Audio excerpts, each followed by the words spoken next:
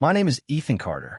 I used to believe that life was something you could build brick by brick with hard work, loyalty, and love. I believed that if you stayed true to your word, if you treated people fairly, life would reward you with peace. But I learned that sometimes life hands you a lesson soaked in betrayal. I met Lauren when we were both young. She was beautiful, sharp, and ambitious. She came from a family that valued status above all. Her father, Victor Whitman, was a powerful man in real estate. I was nobody compared to them, just a self-made guy who built his small construction company from nothing. But Lauren didn't seem to care about any of that back then. She loved my ambition, or at least that's what she said. We got married after 2 years of dating, against her family's wishes. I always knew Victor didn't like me. He thought I wasn't good enough for his daughter. Too simple, too ordinary. But Lauren assured me it didn't matter. She told me we were a team. For years, we were. We built a beautiful home in Connecticut. We had a daughter, Emma, who became the center of my world. My business expanded slowly but steadily. Lauren eventually left her corporate job to help me with the accounting and administration. She was brilliant with numbers, and I trusted her with everything. That was my first mistake. At first, I didn't notice the changes. They were subtle. Lauren became distant, more concerned with appearances than connection. She started spending more time with her old friends, people from her father's circle. She began attending charity galas, business luncheons, and private functions, most of which I was conveniently excluded from. She would say, "You work so much, Ethan. You deserve a night off. I can handle these things." I thought she was trying to help. I was exhausted from the long days, so I let it go. But then there were the whispers, small things that didn't fit. Emma once mentioned, innocently, Mommy was having dinner with Uncle Andrew again. Andrew, her father's business partner, a man who always made me uneasy. Slick, polished, with a smile that never reached his eyes. He was always around Lauren's family functions. Too friendly, too familiar. When I asked Lauren about it, she laughed it off. "Don't be silly, Ethan. Andrew's practically family. He's been helping me with some financial matters." I trusted her. Why wouldn't I? But soon, cracks started to show. Our joint accounts were getting depleted faster than I could explain. Investments were being moved around. Some assets sold, others placed in a complicated trust I didn't fully understand. But Lauren assured me it was for tax efficiency. "I've got it under control," she would say. The business was also showing unusual losses. Vendors who I always paid on time started calling, demanding payment. When I asked Lauren, she shrugged it off as temporary delays. Still, I trusted her. I shouldn't have. The final blow came on a cold October morning. I came home early from a supplier meeting that got canceled last minute. The house was unusually quiet. Emma was at school. Lauren was supposed to be home. As I walked inside, I heard faint voices coming from her office upstairs. The door was slightly open. I know I shouldn't have listened, but something stopped me from knocking. Inside, I heard Lauren speaking in a low tone on speakerphone. "No, everything's set. Once he signs the final documents, we move forward. His business will fold naturally within 6 months. Dad says the settlement will hold.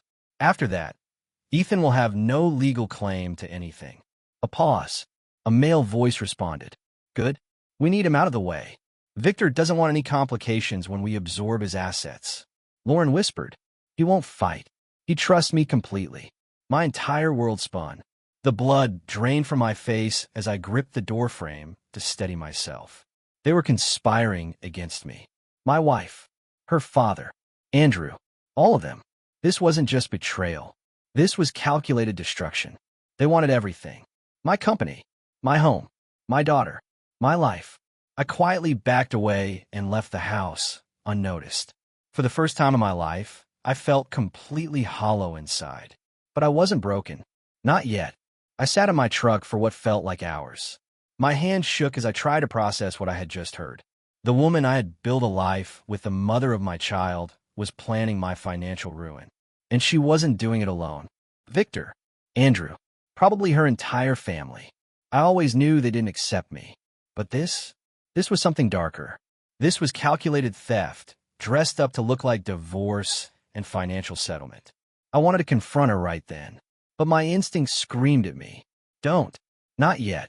If I acted too soon, they would bury the evidence. I needed to know how far they had gone. I needed to find out everything. And I needed to protect Emma. That night, I pretended nothing had happened. Lauren acted normal, cooking dinner, asking about my day, smiling like nothing was wrong. I forced myself to smile back, feeling like I was living inside a cruel play. Inside, I was boiling. I stayed up late after everyone went to bed. Quietly, I logged into our financial accounts. That's when the scale of it hit me. Lauren had slowly transferred most of our joint savings into private accounts under her name. Some assets were moved to shell companies. Others were hidden under family trusts, protected by layers of legal shields. My business accounts were tampered with too. Loan applications I never approved. Lines of credit drained. Payroll funds missing. And then there was the prenup amendment, something we signed years ago when we refinanced the house, which I barely glanced at back then. Lauren had inserted clauses that heavily favored her in case of divorce, with my signature on them. They had been planning this for years. The next day, I called my old friend Ryan, a corporate attorney who I hadn't seen in a while. We met at a quiet diner, away from anyone who might recognize us. "Ethan, talk to me," Ryan said, concerned. I told him everything, every ugly detail. He listened, his face darkening as I spoke. "This is bad," he said finally. "They're setting you up for a complete financial wipeout. If you go into divorce court now, they'll present all this documentation, and on paper, it'll look like you recklessly mismanaged everything. You'll lose the house, the business, and possibly custody." I swallowed hard. What can I do? We need time. Time to gather evidence. Time to quietly move what you can. But you have to play dumb for now. If they suspect they'll lock everything down. For the next 2 weeks, I lived in a nightmare. Every smile from Lauren felt like a knife twisting in my back. Every casual word was a performance. She still pretended to be my loving wife while planning my destruction behind the scenes. I hired a forensic accountant under Ryan's direction. We quietly gathered documents, traced money transfers, copied emails, collected call records. Bit by bit, we uncovered the full extent of their conspiracy. Victor had offered Andrew partial ownership of my company in exchange for helping orchestrate my financial collapse. They planned to buy up my assets once I was forced to liquidate. Lauren's family stood to make millions, and I would be left with nothing. Then came the first direct strike. One morning, Lauren walked into the kitchen while I was having coffee. She sat across from me with a neutral expression. "Ethan," she began, "I think we need to talk." I knew what was coming, but I played my role. "Of course. What's on your mind?" She sighed deeply, as if it pained her. I think it's time we separate. This marriage isn't working. We're just too different now. I want us to handle this like adults, peacefully, for Emma's sake." I stared at her, pretending to be stunned. "Are you sure? After everything we've built?" "I've thought about this for a long time," she said calmly. "I'll have my lawyer contact you." And then came the line that would haunt me.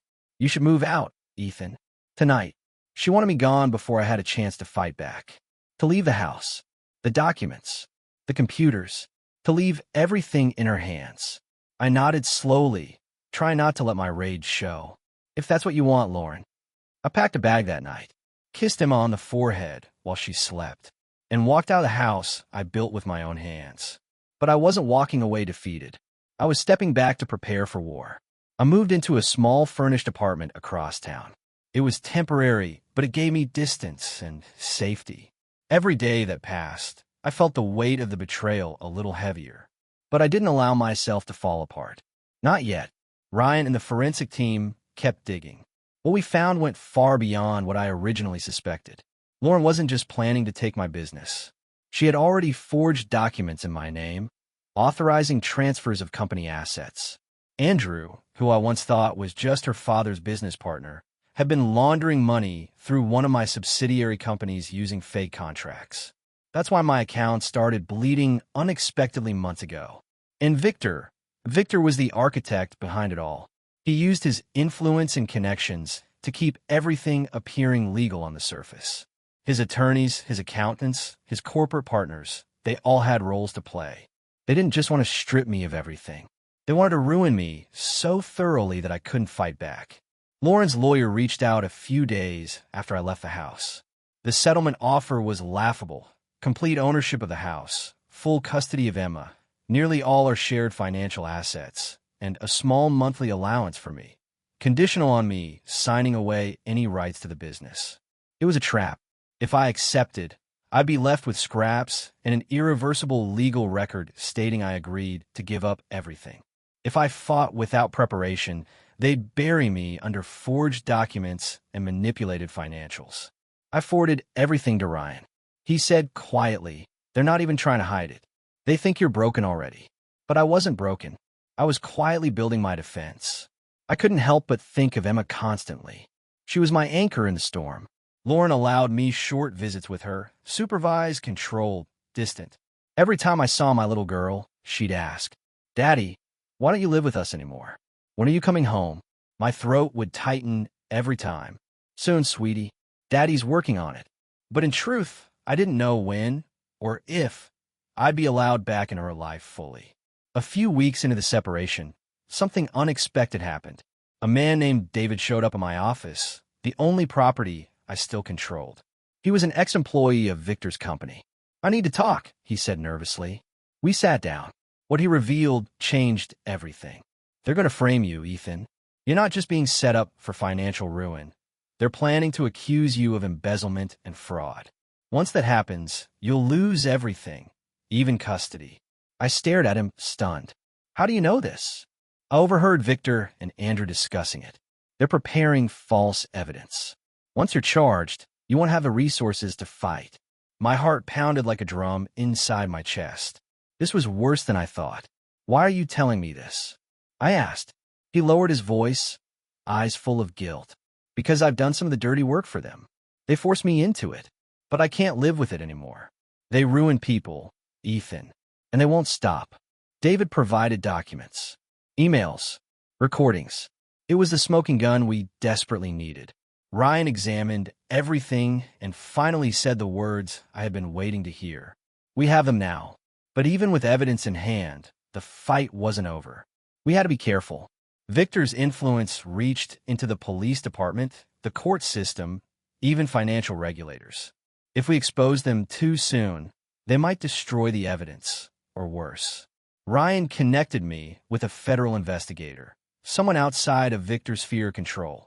Quietly, we built a case file and submitted it to the right people. And then we waited. 1 week later, as I was picking up Emma from school for a supervised visit, Lauren showed up unexpectedly. Her face was calm, almost smug. "Ethan, I just wanted to remind you, the settlement offer expires next week. After that, you'll be facing serious consequences." I looked into her eyes for a long time. I saw no remorse, no guilt, only cold calculation. "Lauren," I said softly, "you've already lost. You just don't know it yet." Her smile faltered for a brief second. That's when I knew the tide was finally turning. The weeks that followed were some of the longest of my life. On the surface, everything remained calm. But beneath that surface, the storm was gathering. The federal investigators had begun their quiet work. Subpoenas were issued under seal. Records were pulled quietly. Former employees, like David, were interviewed privately. Victor, Lauren, and Andrew had no idea the floor was slowly collapsing beneath them. I still played my role carefully. Lauren continued acting like she held all the cards, smug in her position, confident that her father's influence would make her untouchable. The arrogance was suffocating. Every conversation was a reminder of how far she had gone. "You know," she said during one supervised exchange when I picked up Emma, "when this is all over, you'll realize I actually saved you from yourself. You were always too small-minded for your own business." Her words didn't sting anymore, not like they did before. I had moved beyond anger, beyond heartbreak. Now I was simply waiting for the avalanche to begin. The first real crack appeared unexpectedly. Victor's attorney, a man named Caldwell, was arrested on unrelated tax charges. The feds flipped him almost immediately. And once Caldwell started talking, everything unraveled faster than we anticipated. He handed over internal communications, fraudulent contracts, altered financial statements, fabricated loan documents, bribes paid to local officials. Even private conversations between Victor and Andrew were recorded and backed up on Caldwell's personal servers, a safety net in case Victor ever turned on him. The noose was tightening. Laura must have sensed something. She grew more agitated, more desperate. One evening, I received a call from her. Unexpected, emotional, almost panicked. "Ethan, can we talk?" "Alone." I paused before answering. "What do you want, Lauren? This has all gotten out of control. Maybe we can settle privately. Just the two of us. For Emma's sake." For a brief moment, I heard something in her voice that sounded like fear. Not guilt. Fear. But I couldn't trust anything she said. "You should speak to your attorney, Lauren. That's how you wanted it handled, remember?" The call ended in silence. 2 days later, the hammer dropped. Federal agents raided Victor's corporate offices. Andrew was arrested that afternoon. Victor was taken into custody that night. The news hit every media outlet like wildfire. Real estate tycoon Victor Whitman indicted on charges of fraud, money laundering, and conspiracy. I watched the news in silence, barely able to breathe. Years of deception, carefully hidden behind corporate suits and expensive attorneys, were now exposed to the entire world. Lauren was next. She showed up at my apartment the following evening, uninvited. She looked nothing like the composed woman I once knew. Her eyes were red from crying. Her hair was disheveled. The confidence was gone. "Ethan, please. You have to help me." I stood in the doorway, blocking her from entering. "Help you? After what you've done?" I didn't know it would go this far. My father, Andrew, they manipulated everything. I didn't have a choice. The words stung, but I didn't flinch. "You had a choice every step of the way, Lauren. You made yours." Tears rolled down her face as she whispered. "They're saying I might go to prison." For a brief second, my heart almost softened, but only for Emma's sake. "You should get a good lawyer, Lauren. That's all I can say." And with that, I closed the door. Behind it, I leaned against the wall, trying to steady my breathing. It was almost over, but not yet. The real reckoning was still to come. The weeks after Victor's arrest were surreal. It was as if my entire world had flipped upside down, but this time, not in devastation and deliverance. The media storm raged. Investigations widened. Other victims of Victor and Andrew's schemes came forward. Federal prosecutors expanded the case into a sweeping corruption probe. Lauren had officially been charged. White fraud, conspiracy, aiding and abetting. The very people who once stood above me, confident, untouchable, were now drowning. I tried to shield Emma from as much of it as I could. She was too young to understand the full scope of what had happened. But even children can feel the weight of change. "Daddy, when is Mommy coming home?" Her voice cut through me like a knife every time she asked. "She's working through some things, sweetie. But I promise I'll always be here for you." I never spoke badly about Lauren in front of her. As much as I despised what Lauren had done, Emma didn't deserve to carry that pain.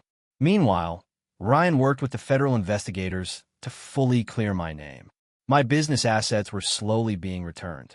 The fraudulent contracts and debts were nullified once evidence proved they were forged.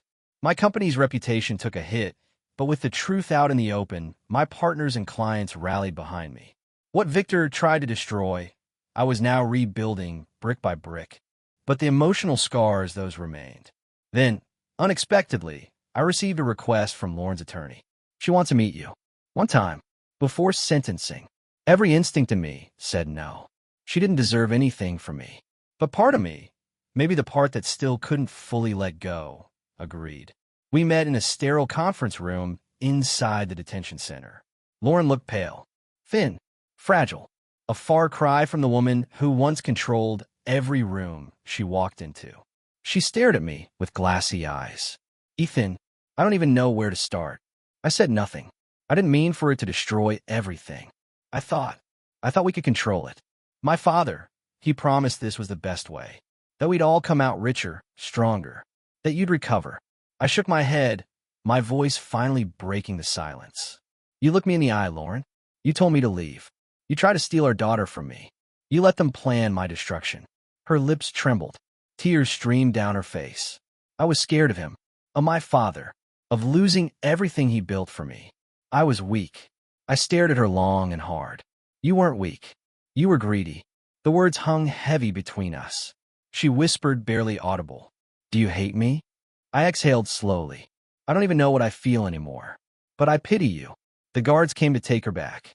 She stood up, hesitated, and whispered one final time, "Take care of Emma better than I ever did." And then she was gone. I walked out of that building into the cold air. For the first time in months, my shoulders felt lighter. The war was over, but the wounds remained. The sentencing came a month later. Victor received 25 years. Ender got 15 years. Lauren, she accepted a plea deal. 6 years in federal prison. I sat in the courtroom as the judge read the sentence. She looked back at me once as she was led away, her face pale, broken. But my story wasn't finished yet. After the sentencing, the dust finally began to settle. The media moved on. The headlines faded. The scandals that once rocked our small corner of Connecticut slowly became old news for everyone else. But for me, the scars remained. I had survived. I had reclaimed my company, my reputation, my dignity, but the pieces of my life no longer fit the way they used to. I was a different man now. Harder, quieter, but somehow freer. Emma became my sole focus. She was my light through all of it, my reason to keep moving forward. At first, she struggled with everything that happened. The news stories, the whispers at school, the absence of her mother.